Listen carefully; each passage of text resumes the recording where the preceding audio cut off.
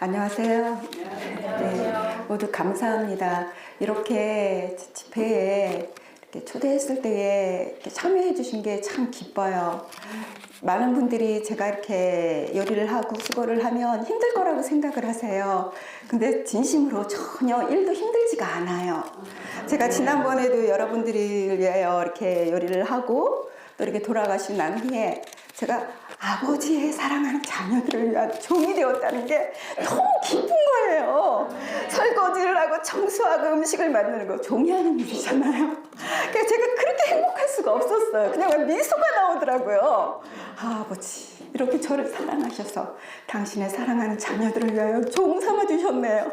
너무 감사합니다. 이런 생각이 들더라고요. 정말 감사합니다. 그러니까 사실 저희들이 이런 집회들을 이렇게 소규모로 저희들이 하다가 또 이렇게 40명씩 이번이 2번째네요. 근데 정말 마음으로는 우리가 다 예수님이 오실 때가 다 가까웠다고 생각은 하지만 정말 우리 정직하게 내 자신에게 한번 질문을 던져봤으면 좋겠어요.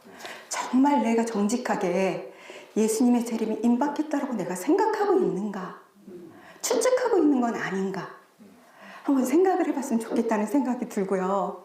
저는 이런 믿음으로 말미암는 의의 집회는 정말 확산되어져야 되고 많은 영혼들이 이것을 통하여 우리가 하늘 가는 준비를 하는 거잖아요.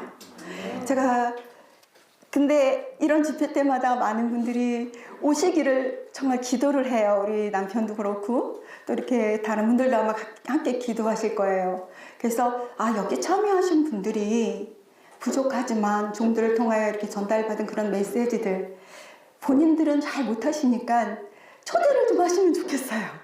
그래서 많은 분들이 오셔서 제가 왜 거짓 기별에는 사람들이 저렇게 많이 몰려가는데 진리를 전하고 있는데 왜 이렇게 사람이 안 올까? 답답한 마음이 들어요. 그래서 정말 우리가 나만 되면 안 되잖아요. 그렇죠? 우리 사랑하는 성도들을 많이 함께 모시고 왔으면 좋겠다는 생각이 들고요. 먼저 제가 여러분들과 말씀을 나누기 전에 간략하게 저를 잘 모르시잖아요. 그래서 잠깐 저를 좀 소개를 시켜드리겠습니다. 저는 모태신앙인이에요. 우리 부모님들이 이제 처녀 때 신앙을 받아들이시고 계셔서 제가 어머니 뱃속에서부터 신앙을 했습니다. 이렇게 신앙을 이제 그럭저럭 남들 하듯이 그냥 모태신앙인으로서 신앙을 살았어요. 그러다가 이제 결혼을 하게 됐어요. 이주영 장로를 만나서 결혼을 했는데요. 그 전까지도 그렇게 제 삶에 대한 부담감이 없었어요. 근데 아이를 탁 임신하고 났는데요. 병원에서 임신입니다 하는데 가슴이 철컥 내려앉더라고요. 기쁘긴 너무나 기쁜데 아이를 가졌다는 게 너무 기쁜데 자신이 없는 거예요. 보통 요즘에도 그렇지만 제 때도 뭐 그렇게 요리를 누가 했나요? 그렇게 안 하잖아요. 배우지 않잖아요. 근데 제가 딱 부담이 되는 게 무슨 생각이었냐면 이 시대에 태어날 아이는 마지막 주자가 되어야 하는데 내가 이 아이를 어떻게 하나님의 뜻대로 이렇게 양육하는가 그게 너무 걱정이 되는 거예요. 그게 저를 짓누르더라고요. 그래서 제가 아버지께 여쭤봐야겠다 하고 세자녀지도법을 보고 아버지 제가 이 아이들에게 내 태어날 아이에게 어떻게 요리를 해서 뭘 해서 먹여야 됩니까? 하고 여쭈었어요. 그러면서 말씀을 받습니다. 그래서 나름으로는 정말 건강법칙을 주님께서 가르쳐 주신 대로 한다고 열심히 하고 살아왔어요.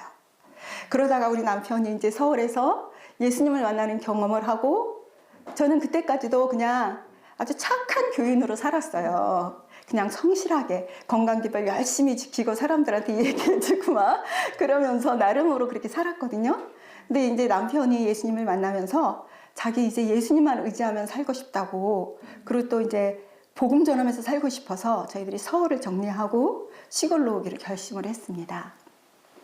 근데 시골에 와서 시골 생활을 하는 동안 정말 많은 착오들이 있었고 저희들이 이렇게 여러 광야의 경험들을 했어요. 그런데 저희들이 처음에 죄송합니다. 이제 요양 사업에 대한 기별을 듣고 우리가 이제 요양원을 좀 해보려고 왔었어요. 근데 이제 요양원을 하려면 저희들이 사실 돈이 없었거든요. 하나님께서 완전히 저희들이 서울에서 가지고 있던 부동산이 불이 나서 다 없고 빚만 가지고 저희들이 서울을 떠난 거예요. 하나님께 맡기고. 그런데 이제 저희들이 이제 요양원을 하기 전에 돈이 있어야 되는데 건물을 줘야 되는데 돈이 없잖아요. 그래서 이제 그러고 이제 하기를 바라고 이제 기도하고 그렇게 있는 중에 어떻게 소문을 듣고 저희들이 치매 할머니가 되시다고 하는 소문을 들었어요. 어떤 아는 집 서울에 사는 집사님이 모시고 사는데 자기가 직장 생활하니까 감당이 안 되신대. 그래서 저한테 전화를 하신 거예요. 그리고 저도 너무 두렵죠. 그래서 그래도 일단은 양심상 거절을 못 하겠더라고요. 제 주제도 모르고 승낙을 했어요. 그래서 그분을 모시게 됐는데요. 또 그분을 모시고 이렇게 살다 보니까 참 애로사항이 많더라고요. 그분도 낯선 환경에 적응하기가 너무 어려웠고 또 저도 치매 환자를 처음 경험했기 때문에 힘들었어요. 근데 그분이 매일매일 나가요. 아침이면 어딜 간다고 보따리를 주섬주섬 가지고 나가면 이제 처음에는 그분을 따라하는데 그분이 도대체 어딜 가시는 거야? 그러면서 따라하는데 자기 집을 간다고 가는 거예요. 근데 그게 하루 이틀 반복되니까 쉽지 않잖아요. 농사일에 바쁜데 그 할머니를 찾아서 맨날 따라다닐 수도 없고 화가 나고 짜증나더라고요. 그런 경험들을 저희들이 했었고요. 또 저희들이 그러다 보니까 또 어떤 일이 있었냐면 우리 교회에 이렇게 이제 집집방 안실마다 방문을 하는데 이제 저희 교회 연로하신 할머니가 할아버지 사는 집에 방문을 하게 됐어요. 근데 그때 80 노인네였어요. 그분이 84세였던 거를 제가 기억하는데 우리 권장로님도 다 아실 거예요. 그 할머니가 있는데 며느리한테 쫓겨나서 갈 곳이 없다는 거예요. 근데 지금은 요양원들이 많아서 갈 곳이 많잖아요. 그런데 그때는 없었어요. 그래 갈 곳이 없다는 거야. 그래가지고 또 어떻게 해요? 주제도 모르고 또 모셨죠 뭐. 그분을 또 모셨어. 그리고 또 그분이 한번 오셔서 살다 보니까 또 소문이 난 거야. 우리 동네에 면에 거지가 있대요. 잘 곳이 없어서 이 버스 정류장에서 자고 휴지통을 주셔서 먹고 이런 분이 계시다는 거예요. 그래서 면장님이 부탁을 하기를 이제 우리를 잘 아는 교인 장로님이 계셨거든요. 그 장로님은 이제 이장님이어서 전화를 해서 그분들이 이분을 좀 맡아주면 안 되겠냐고 전화가 왔어요. 그래서 저희들이 또 그분을 모시게 됐거든요. 주제도 모르고. 그러면서 이제 정말 많은 자아를 보여주셨죠. 주님께서 많이 들춰내고 정말 힘들었어요. 여러 가지 과정들을 통해서. 그런 과정 중에 또 저희들이 요양원을 하게 됐어요. 주제도 모르고 했죠. 요양원을 하는데 얼마나 바쁜지 제가 혼자 하루 3끼를 해드리니까 거기다 농사까지 하잖아요. 손수 뭐 시장 가서 사다 가면 별리하지요. 근데 뭐 좋은 거 먹인다고 상추 심죠, 뭐 심죠. 준비를 하려도 따와야 돼. 누가 지금은 우리 큰형님이 계셔서 따다라도 주시는데 따와야 되지, 갖고 와야 되지, 요리해야 되지. 정말 정신이 없더라고요. 그러면서 제 신앙이 완전히 피폐해졌어요. 사람들한테 뭐 건강식은 줬는지 모르지만 제 영혼은 완전히 바닥을 치더라고요. 그래서 무슨 일이 있었냐면 제가 제 자아, 이 마음에서 일어나는 분노, 이 자아, 이 투쟁이 커다란, 정말 제가 지금까지 겪어본 것 중에 그런 투쟁은 처음이었어요. 근데 겉으로 볼 때는 저는 이제 모태신앙을 했기 때문에 신앙 열심히 잘하고 결혼하고 나도 건강식 남들보다 열심히 한다고 열심히 막 극단적이라는 소리까지 들을 정도로 열심히 하고 또 막 불쌍한 사람도 모시고 그리고 또 제가 연희신도 열심히 읽었거든요. 해마다 대쟁투 청소그 통독표를 보고 적어도 해마다 8권씩은 읽었어요. 성경 통독도 늘 하고 그렇게 열심히 신앙을 했던 사람이에요. 그런데 어느 날 주님께서 저의 큰 자아를 일으키시는데요. 제가 감당이 안 됐어요. 너무너무 감당이 안 돼서 어쩔 줄을 모르고 이 격정이 일어나는데 진짜 미칠 것 같더라고요. 근데 제 마음에 무슨 생각이 드나요? 주님, 이상했어요, 제가. 예수님, 제가 지금까지 해온 신앙은 뭐지요? 내가 말씀 열심히 살았잖아요. 열심히 아이들 정말 주님 뜻대로 교육한다고 열심히 그렇게 했잖아요. 근데 지금 나타나는 이건 도대체 뭡니까? 제가 견디지를 못하겠어요. 근데 그게 얼마나 컸냐면 너무 커서요.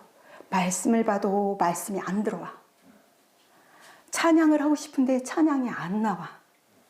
기도를 하고 싶은데 기도가 안 돼. 기도도 안 돼, 말씀도. 나는 예수님을 의지하고 싶은데, 유정 장로님이 이제 제가 덕을 본 게 뭐냐면, 유정 장로님이 감성과 상관없이 지성을 활용하는 것에 대해서 많이 얘기를 해줬었거든요. 근데 제 감성은 계속 부글부글 막 그 격정이 올라오는데 감당이 안 되는데, 그래도 여기서 구원할 분은 해결하실 분은 누구밖에 없어요. 예수님밖에 안 계시잖아요. 근데 내가 예수님을 열심히 믿어오고 성실한 신앙으로 살아왔는데 이런 결과가 있는 거예요. 그래서 도대체 예수님 뭐예요? 아주 완전 딜레마에 빠지겠더라고요.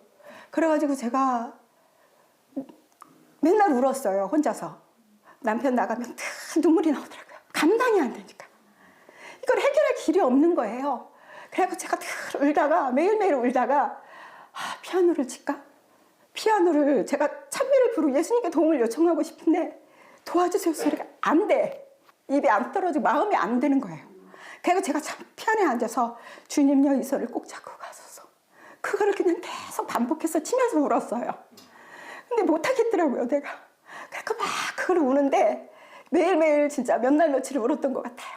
그러다가 저녁 나절쯤 됐을 거예요. 이제 저녁을 다 이렇게 아이들을 먹이고 설거지를 하면서도 계속 울었어요.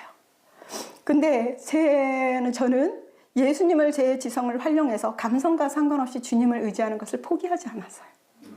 계속 기도하지도 않아도 기도도 안 되고 말씀도 안 받고 찬양도 안 됐지만 제가 설거지 하면서도 테이프를 들었어요. 정로의 계단을 틀어놓고 테이프를 들었어요. 근데 놀라운 일이 일어났어요.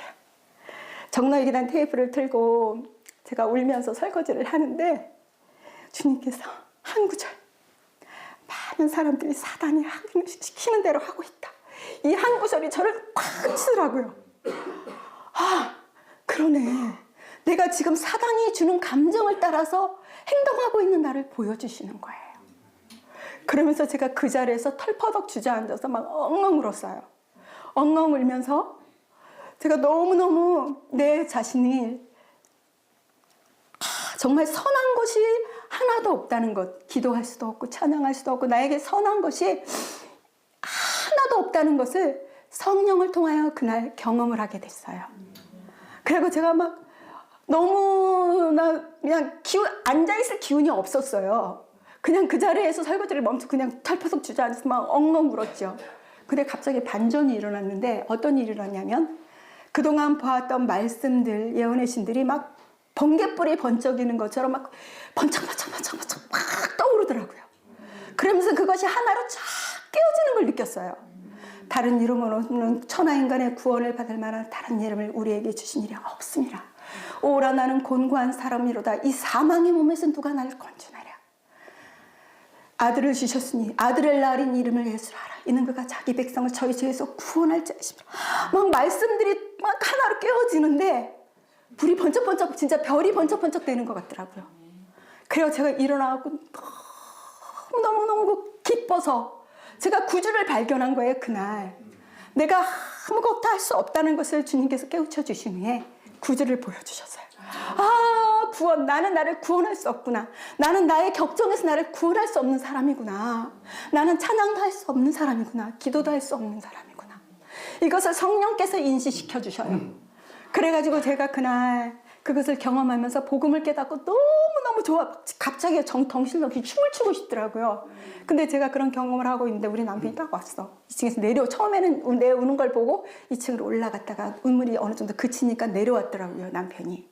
내 남편한테 제가 한 첫말이 우리 남편은 기억 잘 못할지 모르겠어요. 여보, 내가 구주를 만났어. 제가 그렇게 고백을 했거든요. 그래서 그날 저녁에 지금까지 제가 신앙생활을 해서 평생 그렇게 애통해 본 적이 없어요. 주님께서 나에게 뭘 가르쳐 주셨냐면 내가 사단과 원수가 되어 있었다는 것을 성령을 통하여 가르쳐 주셨어요. 그래서 제가 그날 땅바닥에 막 기어다니면서요, 제 가슴을 치면서 울었어요. 너무너무 억울해서. 내가 사단한테 지금까지 속고 살았구나. 내가 할 수 있는 줄 알았고 내가 정말 훌륭한 신앙인으로 알았구나. 제가 그렇게 많이 억울한 게 너무너무 미치고 팔짝 뛰겠더라고요. 너무 억울해가지고. 제가 너무너무 감당하기 힘들었어요. 너무너무 억울한 거. 정말 이 다음에 슬피 울며 일을 갖는다 그러는데 진짜 그때 그걸 경험했어요. 너무 억울하더라고요. 내가 이렇게 억울했구나. 나의 주님이 계신데 괜히 고생했잖아. 주께서 지금까지 말씀, 그래서 그전에는 내 예수님 저 말씀도 열심히 받잖아요.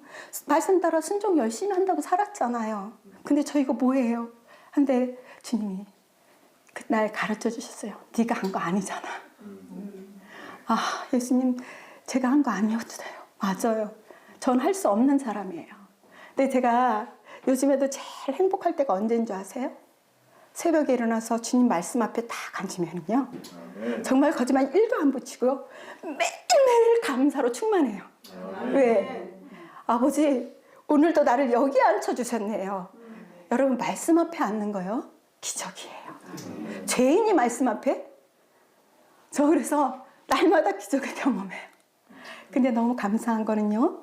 그 후로 주님께서 나에게 성경을 볼 수 있는 눈을 열어주시더라고요. 조금씩. 그래서 성경이 무엇을 말하는지를 저에게 가르쳐 주셨어요. 제가 오늘 여러분들에게 잠깐 성경을 제가 이렇게 공부하면서 주님께서 가르쳐 주신 것 좀 잠깐 나누도록 하겠습니다.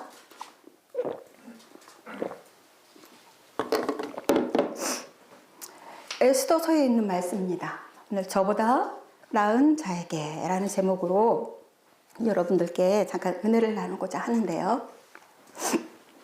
보통 우리가 에스더서 하면 기억나는 것, 강조하는 건 뭐죠? 죽으면 죽으리다. 모든 것들이 어디에 초점이 맞춰져 있냐면 에스더가 죽으면 죽으리다. 여기에 다 초점이 맞췄어요. 그래가지고 어떻게 하냐면 사람들은 에스더를 하면 다 이것만 기억해. 어린아이들부터 어른들까지. 근데 제가 말씀을 이렇게 보면서 성령께서 말씀을 조명해 주시는데 거기에 초점이 안 맞춰지고 다른 곳에 초점이 맞춰지더라고요. 제가 에스더서를 연구를 하면서 느낀 건데 에스더서는요. 지금 대쟁투, 하늘에서 시작된 대쟁투부터요.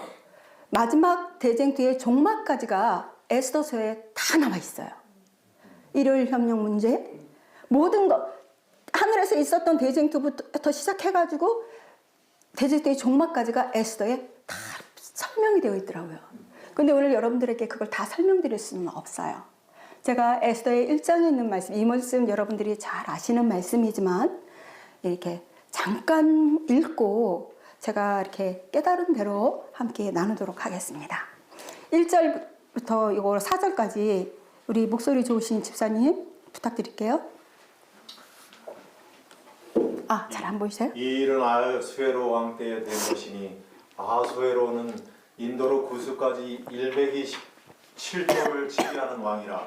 당시에 아하수에로 왕이 수상궁에서 즉위하고 위에 있은 지 3년에 그 모든 방백과 신복을 위하여 잔치를 베푸니 바사와 메대의 장수와 각 도의 귀족과 방백들이 다 왕 앞에 있는지라.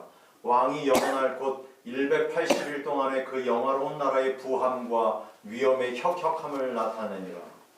아멘. 에스더의 내용을 여러분들이 잘 아시기 때문에 제가 설명을 행하도록 하겠습니다. 이 일은 아하수에로 왕 때에 된 것이니 아하수에로 인도로 구스까지 127도를 치려하는 왕이래요. 지금 여기에 나오는 아하수에로 왕은 하나님이세요. 우리나라는 몇 도죠? 8도죠. 127도 하면 어떻습니까? 어마어마한 나라잖아요. 이 당시에. 그렇죠? 이 당시에 여기가 엄청 큰 나라였던 거 우리가 분명히 알 수 있어요. 하나님께서는 온 우주의 왕이시고 온 우주를 치리하시는 왕이세요. 그렇죠? 그 하나님에 대해서 설명을 해주고 있습니다.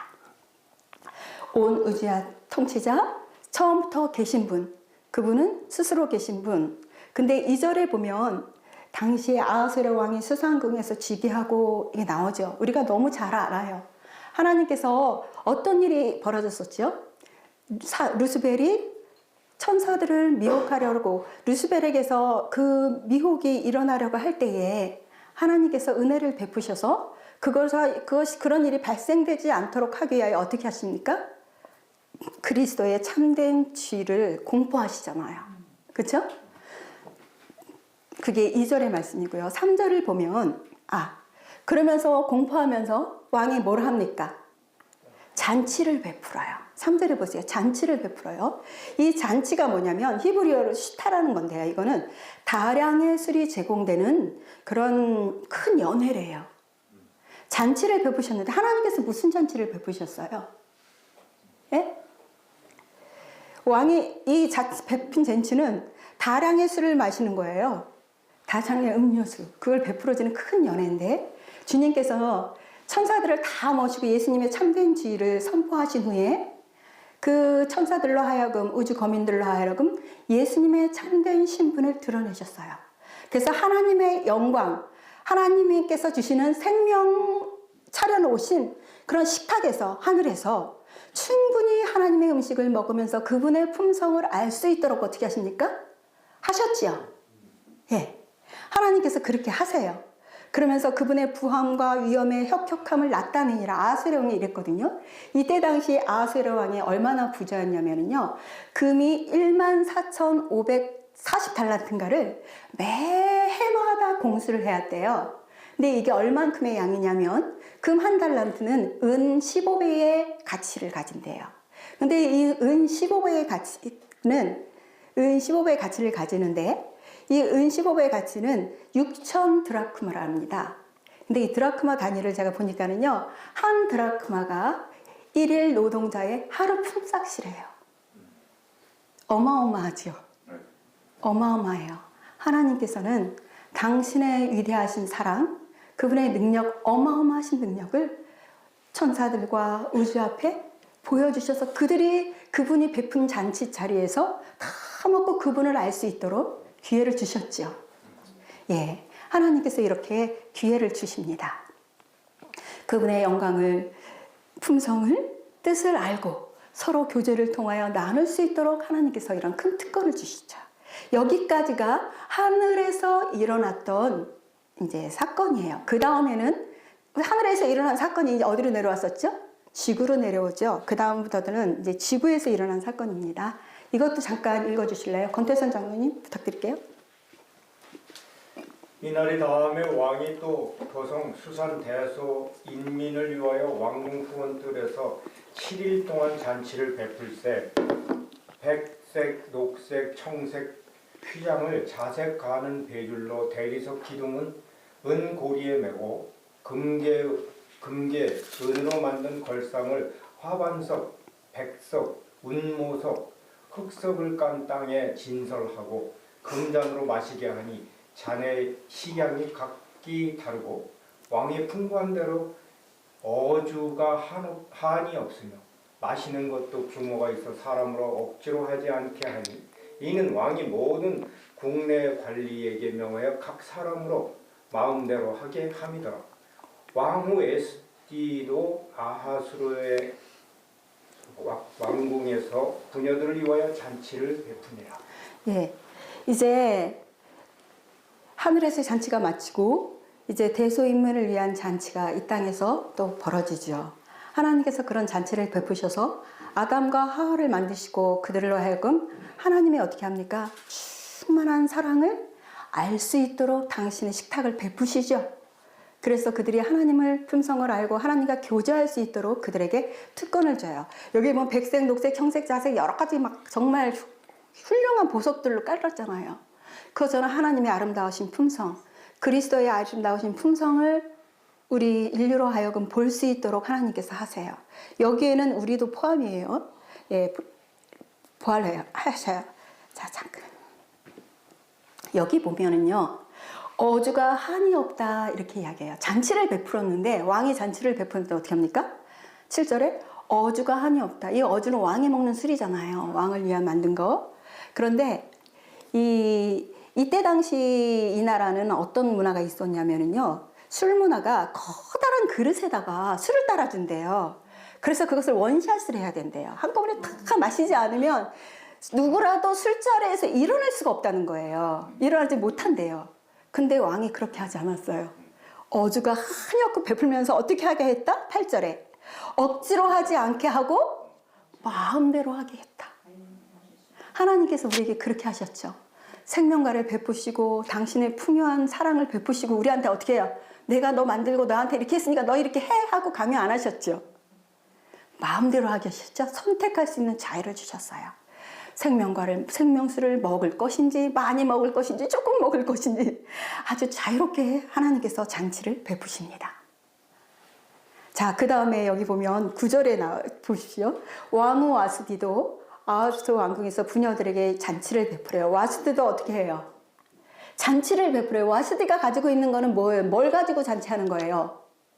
왕의 것을 가지고 잔치하는 거예요. 왕의 음식. 사실 와스디의 제사는 왕이 준 거잖아요. 그렇죠? 그러니까 왕의 것을 가지고 잔치를 베풀어요. 그것처럼 하나님께서 아담과 하와에게 또 우리에게 어떻게 하십니까? 당신의 은혜를 알고 선택하고 누리고 또 어떻게 하길 원하셔요? 나눌 수 있는 특권을 우리에게 부여하셨죠. 예. 그 다음 이제 여기까지가 그렇게 해요. 이거 우리가 너무나 잘 아는 내용이죠. 그 다음입니다. 이것도 누가 좀 읽어주실래요? 우리 좀 읽어주실래요? 12절까지. 그러나 왕후 와스디가 4시에 전하는 왕병을 듣고 제7일에 왕이 주홍이 일어나서 어쩐 대시 무흐만과 빅다와 하르구나와 빅다와 아박다와 세 달과 가르가스 7사람을 명하여 왕후 와스디를 정하여 왕후의 면류관을 정지하고 왕의 앞으로 나오게 하여 그 아리따움을 백성과 방백들에게 보이게 하라. 아니 이는 왕후의 용모가 보기에 좋음이라. 그러나 왕후 와스디가 4시에 전한 왕병을 쫓아오기를 싫어하니 왕이 진노하여 중심이 불붙는 듯 하더라. 예, 여기 보면 우리 10절에 보면 왕이 주흥이 일어나서 와스디의 아름다움을 백성들한테 보여주길 원했다 그래요. 그쵸? 관리들한테 보여주길 원했어요. 주흥이 뭡니까? 주흥이 일어났다. 술을 먹고 일어나는 그죠? 술 때문에 막 흥분한 그런 감정들이잖아요. 근데 우리 하나님께서 술 때문에 흥분하신 거 아니죠? 왜 흥분하셨을까요? 당신의 풍부한 생명수를 베푸시고 당신의 자녀들이 그것을 먹는 것을 봤을 때 예수님의 마음이 어땠을까요? 주흥이 일어나셨을까요? 일어나시죠. 당신의 아담과 하와의 미소, 아버지께 감사하는 그 미소를 봤을 때 어떻게 해요?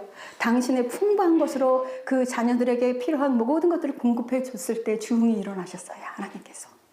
그래서 하나님께서 어떻게 하길 원하셨어요? 예? 왕후의 면류관을 정지하고 왕후의 아름다움을 어떻게 합니까? 보이기를 원하셨잖아요. 그렇죠? 왕이 씌워준 면류관, 왕이 입혀준 그 왕후의 예복, 그것을 입고 아름다운 모습을 보여주길 원했어요. 하나님께서 우리에게 그걸 원하셨습니까? 원하셨어요. 그렇죠? 아담과 하와를 아름답게 하시고 풍부하게 베푸시고 입히시고 또 나눌 수 있는 특권을 주시고 많은 관료들에게 그 어주를 당신이 내린 그것을 먹고 기뻐하는 그들을 감사하고 서로 사랑하는 그들을 너무 보여주고 싶었어요. 그래서 와스디를 초대하지요. 근데 와스디가 어떻게 합니까? 우리가 너무 잘 아는 것처럼 자신의 생각을 따라요. 그렇죠? 와스디가 오기를 거절하죠. 그 다음번에 이제 내용이 나옵니다. 먼저 이제 여기까지가 이제 우리가 이제 하나님께로부터 받은 그러한 생명, 또 그 받은 생명을 와스디가 보여주지 못하고 거절함으로 사실 이때 당시 예언신에 보면 이 사실 인간의 사회에서 일어나는 것을 하나님의 영광을 표현하는 데 있어서 많이 부족해요. 그러나 이때 당시 사실 이 와스디는 그렇게 잘못한 행동은 아니에요. 근데 이제 그래도 왕의 명령을 어긴 거죠. 자신의 생각을 따름으로 이제 왕후가 우리가 못됐다는 걸 알고 있죠. 하나님은 왜 그럴까요? 하나님은 죄를 소멸하는 분이세요. 그렇죠? 그래서 와스디가 더 이상 왕후의 자리에 있을 수가 없어. 그렇죠? 그 다음번에 이제 보겠습니다. 예, 13절부터 우리 또 누가 좀 읽어주실래요? 제가 읽게요. 예, 13절 16절까지. 왕이 사례를 아는 박사들에게 묻되 왕이 규례와 법률을 아는 자에게 묻는 전례가 있는데 때에 왕에게 가까이하여 왕의 기색을 살피며 나라 첫자리에 앉은 자는 바사와 메대의 일곱 방백 곧 가르스나와 세달과 아드마다와 다시스와 메레스와 마르스나와 문갈이라. 왕후 와스디가 내시에 전하는 아하수에로 왕명을 쫓지 아니하니 규례대로 하면 어떻게 처치할꼬.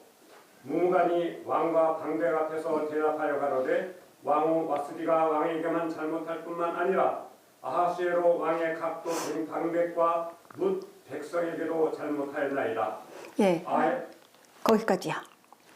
네. 여기 보면 이제 아하수에로 왕이 화가 났어요. 화가 나고 이제 그래서 어떻게 합니까? 이제 규례와 법도를 아는 자에게 묻는 전례가 있다고 그래 이렇게 나와요. 그런 박사들한테 묻습니다. 이걸 보면 뭐 생각나세요? 하나님께서요 율법에게 물으세요. 어떻게 할까? 지금 저 생각을 따른 와스디, 저 인간을 어떻게 할까? 그러니까 율법이 뭐라고 얘기합니까? 예? 율법의 정죄를 받잖아요, 우리가요. 그렇죠? 율법은 뭐래요? 와스디를 폐하고 더 이상 와스디는 왕위에 있을 수 없다라고 이야기를 하잖아요. 여기 보면 왕이 규례와 법률을 아는 자에게 물었다 그랬어요. 하나님께서 뭐 누구에게 묻겠어요? 율법. 율법이 어떻게 할까? 그래서 율법이 뭐라고 얘기를 하냐면 이 왕이 어떻게 처치할까? 어떻게 하면 좋을까? 이제 왕인이 이야기를 해요. 하나님은 고민하셨겠죠. 어떻게 할까? 그때 이제 이 율법을 아는 사람들이 얘기를 하는데 이 와스디가 16절에 보세요. 와스디가 왕에게만 잘못한 것뿐만 아니라 아하스로 왕의 각도 방백과 뭇 백성에게도 잘못하였나이다 이렇게 이야기를 해요. 와스디에 제가 뭐라고 얘기를 하냐면 왕에게만 잘못한 게 아니라 누구에게도 각도 방백과 뭇 백성에게도 잘못했습니다 라고 이렇게 이야기를 해요. 아까 처음에 1절부터 보면 각도 방백을 불러서 처음에 잔치를 했죠. 하늘에서. 그렇죠? 온 우주 거민들과 잔치를 베풀었잖아요. 각도 방백과 뭇 백성에게도 잘못하였나이다. 이게 무슨 뜻일까요? 아담이 어떻게 해요? 사단이 하나님의 율법은 지킬 수 없고 하나님이 죄를 범할 수 있게 자기를 피조물을 만들었다라고 사단이 했거든요. 그걸 하나님의 율법이 잘못됐다라고 이야기했잖아요. 그렇죠? 근데 거기에 증인으로 누가 쓴 거예요? 아담이 증인이 됐잖아요. 우리 인류가. 그러니까 뭐예요? 각도 방백에게 뭐를 줬어요? 퀘션. 아? 사단의 말이 맞나? 하나님의 품성에 대한 오해를 할 수 있는 여지를 만들어줍니다. 그래서 율법이 그 얘기를 하는 각도 방백에게 잘못했어요. 하나님께만 잘못한 거 아니야. 하나님 당신에게도 어떻게 해요? 아버지에게도 잘못했죠. 그렇죠? 근데 방백에도 또 누구에게도 잘못했다? 무 백성에게도. 원래 여기 무 백성들은 다 우리예요. 원래 하나님께서 아담을 만드셨을 때 아담을 통하여 인류에게 뭘 물려주시기 원하셨어요? 사랑과 생명과 하나님의 품성, 그거 물려주고 싶었잖아요. 그렇죠? 그런데 어떻게 합니까? 범죄했잖아요. 범죄니까 무 백성에게 어떻게 한 거예요? 잘못했어요. 그렇죠? 지금 율법이 그걸 이야기하고 있는 거예요. 아, 하나님께만 잘못한 게 아니라 방백들에게도 그런 의문이 생길 여지를 만들어줬습니다. 그리고 어떻게 돼요? 인류에게도 생명을 전가시키지 못하니까 인류가 어떻게 됐습니까? 죽게 됐어요. 그러니까 어떻게 해야 되겠어요? 와스디를 넘어가겠습니다. 17절, 18절을 좀 부탁드릴게요. 오늘이라도 바사와 메대의 귀교인들이 왕의 행위를 듣고 왕의 모든 방백에게 그렇게 말하리니 멸시와 분노가 많이 일어나리이다. 왕이 만일 선이 대까지 됐습니다. 여기 보면 아하스로 왕이 명하여 와스디를 청하여도 오지 아니하였다는 소문이 와스디의 그런 소문이 전파되면 부녀들도 남편을 멸시할 거라고 이야기를 해요. 이게 율법이 하는 이야기예요. 행위의 소문이 뭐예요? 와스디가 어떤 행위를 했습니까? 하나님의 말씀에 불순종했잖아요. 그렇죠? 하나님의 말씀에 불순종하고 왕의 명을 어겼는데 그대로 왕후의 자리에 만일 와스디가 왕후 자리에 있다면 사람들이 어떻게 할 거다? 많은 부녀들이 듣고 그들도 남편을 멸시할 거다. 이렇게 이야기해요. 이거 보면 좀 정죄 같은 느낌이 들지만은요. 지금 율법이 뭐 하고 있냐면요. 율법이 호소하고 있는 거예요. 당신의 품성에게, 하나님의 품성에게. 행위의 소문이 들려요. 근데 와스디가 그냥 있어. 그러면 어떻게 됩니까? 남편의 멸시가 일어나. 그러면서 뭐라고 말하냐면 18절에 멸시와 분노가 많이 일어날 거예요. 이렇게 이야기를 해요. 하나님은 뭘 아시냐면, 자, 창세기에 보면은요, 사단이 아담과 하와에게 거짓말한 게 있어요. 아담과 하와가 뭘 먹었습니까? 선악과를 먹었어요. 그게 뭐라고 말을 얘기했냐면, 선악을 알게 하는 지혜의 나무라고 그랬어요. 저는 어렸을 때요, 그걸 들었을 때, 왜 착한 걸 아는 건, 선을 아는 건 좋은 일이잖아요. 그럼 악을 아는 거서 나빴다, 죄를 졌다라고 하시면 될 텐데, 선을 아는데 왜 나쁠까? 저는 어렸을 때 그게 의문이었거든요. 근데, 그게 착한 일, 나쁜 일을 안다는 뜻이 아니구나. 이거는 뭐냐면, 하나님 없이도 선을 행할 수 있다. 남편을 사랑할 수 있다. 자녀를 사랑할 수 있다. 이웃을 사랑할 수 있다라고 생각하는 걸 선악을 분별하는 지혜를 가졌다라고 이야기하는 거예요. 너가 하나님 없이도, 마귀가 뭘 얘기해 주는 줄 알아요? 너는 하나님 없이도 뭐 할 수 있어? 얼마든지 네 스스로가 너를 구원할 수 있어. 남편을 구원할 수 있고, 남편을 사랑할 수 있고, 자녀를 사랑할 수 있을 거 이야기예요. 그러니까 어떻게 해요?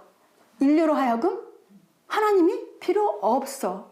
이 세상 모든 운동이 그거거든요. 그치요? 뉴에이지 운동이 뭐예요? 그거예요. 하나님 없이도 돼. 강신술도 다 그거예요. 하나님 없이도 어떻게 해요? 돼. 너가 너를 구원할 수 있어. 얼마든지 기쁘게 할 수 있어. 이게 선악을 하는 지혜거든요. 그래서 이 멸시와 분노가 많이 일어나리다 이 말씀은 어떻게 해요? 선악을 알 수 있는 지혜가 우리에게 있나요? 사단의 거짓말인 게 드러나잖아요. 우리 삶 속에서, 그지? 오늘도 드러나고 내일도 드러나잖아요. 바로 그 말씀이에요. 멸시와 분노가 많이 일어날 거예요. 예, 남편을 멸시하면 이 남편이 누구신데? 누구셔요? 왕이잖아요. 남편 예수님이시잖아요. 예수님을 그들이 예수님 없이도 만일 와스디를 왕의 자리에 그대로 둔다면 예수님 없이도 사람들이 어떻게 할 수 있다? 자기는 구원할 수 있다. 자기는 남편을 사랑할 수 있다. 이웃을 사랑할 수 있다라고 생각할 것입니다. 그러니 어떻게 해요? 사실 그렇게 되나요? 새빨간 거짓말이잖아요. 사단의 말이요. 그렇죠? 그렇기 때문에 율법이 그리스도의 품성에 호소하는 거예요. 이렇게 될 것이니까 어떻게 알아?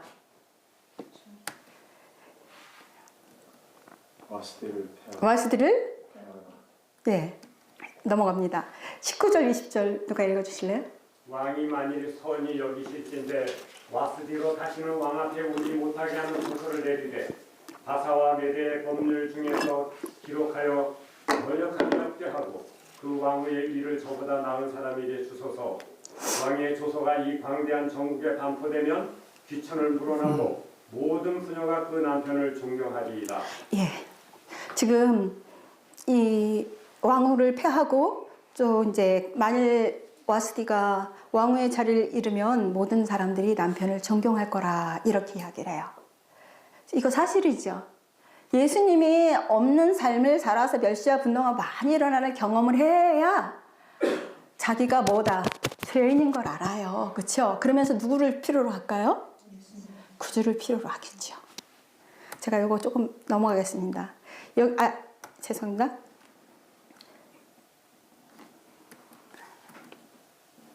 예, 이게 뭐냐면, 이거 아닌데.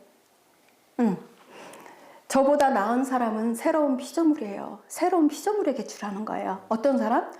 왕이 아름다움을 보이기를 원하는데 와서 보여줄 사람. 아름다움을 보일 사람에게. 왕이 보여주기 원하잖아요. 이 얘기는 뭐예요?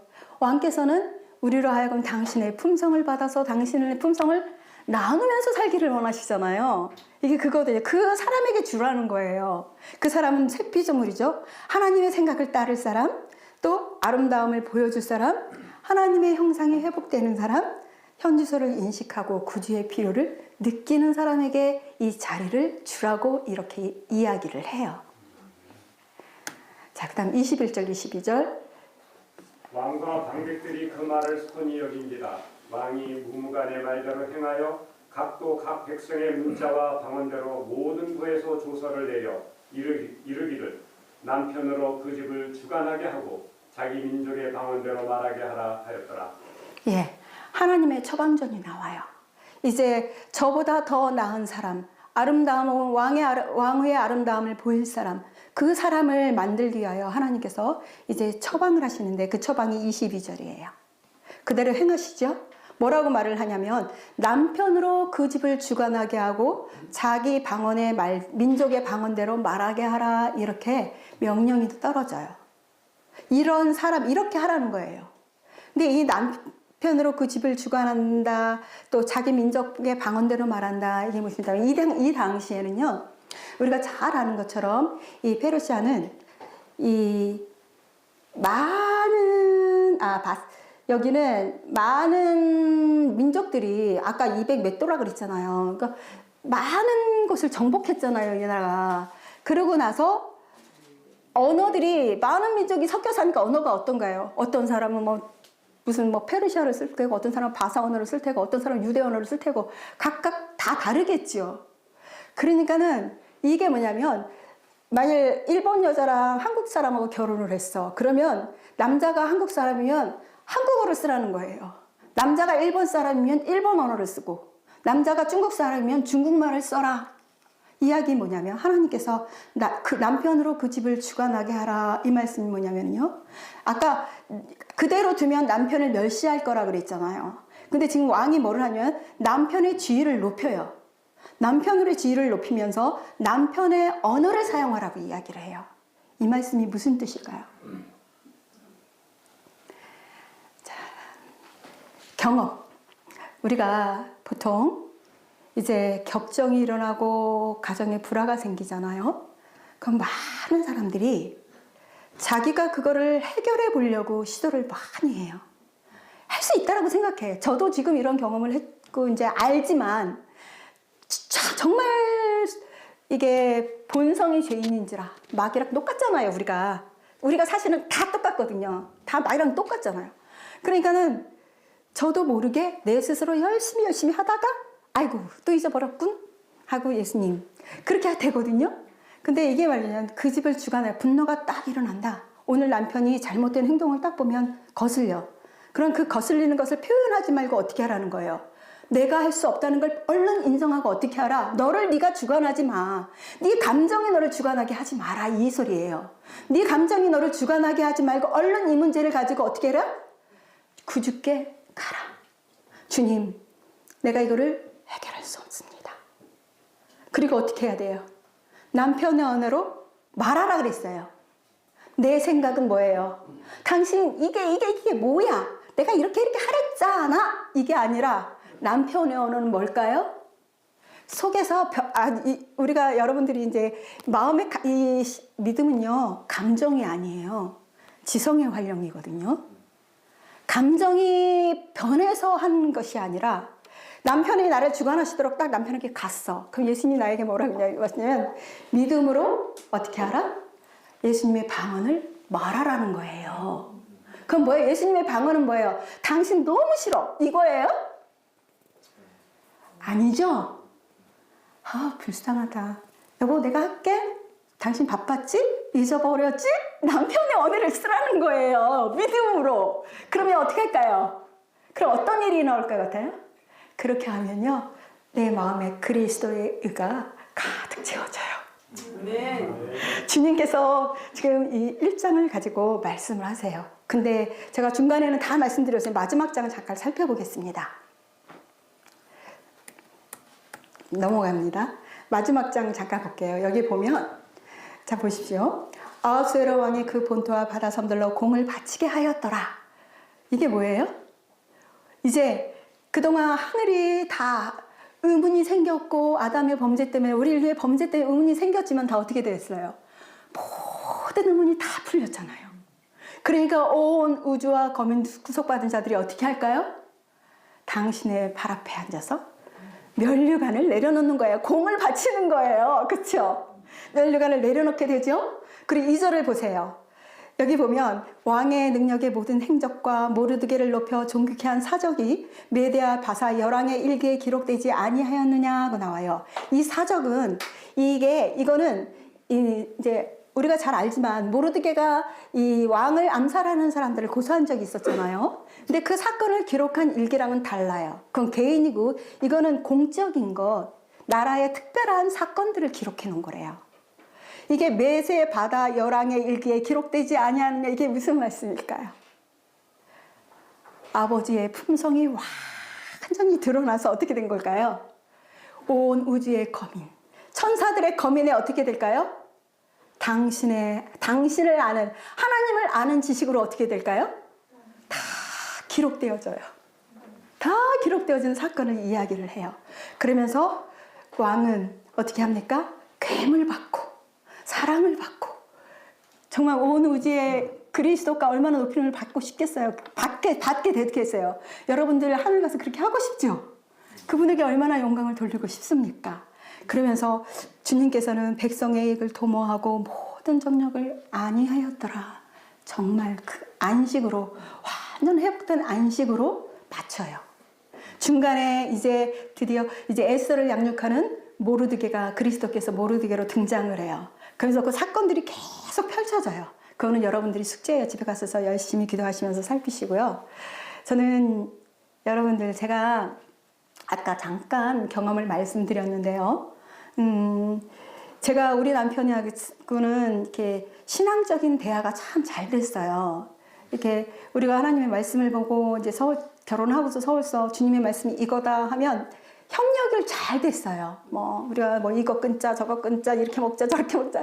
모든 게 아주 잘 됐거든요.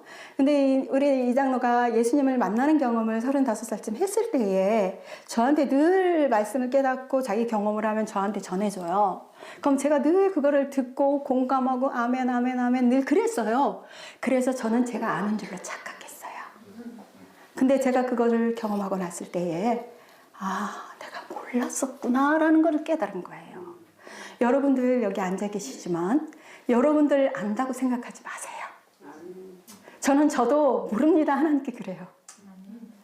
우리요 그냥 아는 것처럼 추측할 뿐이죠. 몰라요. 공감하고 아멘 한다고 안다고 생각하세요? 내가 죄인인 걸 안다고 생각해서 이거 아니에요. 제가 경험해 보니까 성령께서 가르치셔야 돼요. 내가 맨날 아멘 했고요. 공감했고 저도 안다고 열심히 가르쳤어요. 근데 아니라는 것을 알았거든요. 정말 이게 우리 삶 속에서 정말 경험되어질 수 있도록 성령께서 내가 얼마나 죄인인지를 보여주시도록, 제가 오늘도 기도를 드렸지만 제가 눈이 소경이라는 걸 알아요. 귀머거리라는 것을 인정할 수밖에 없어요. 우리가 다 귀머거리 소경이에요. 그러니까 제가 말씀을 영어서 아버지, 나는 왜 아버지 자식인데 아버지 말씀을 봐도 알아듣지를 못할까요? 제가 아버지께 그랬어요. 왜 나는 아버지 딸인데 나는 왜 아버지 말씀을 못 알아듣지요? 여러분, 우리가 그렇지 않습니까? 정말 성령님의 은혜가 우리에게 있었으면 좋겠다는 생각이 들어요. 정말 끝까지 우리를 데려가기 위하여, 우리에게 이런 경험으로 이끄시기 위하여 십자가에 돌아가신 예수님의 공로만을 의지합니다. 네, 감사합니다. 기도하고 잠깐 마치겠습니다.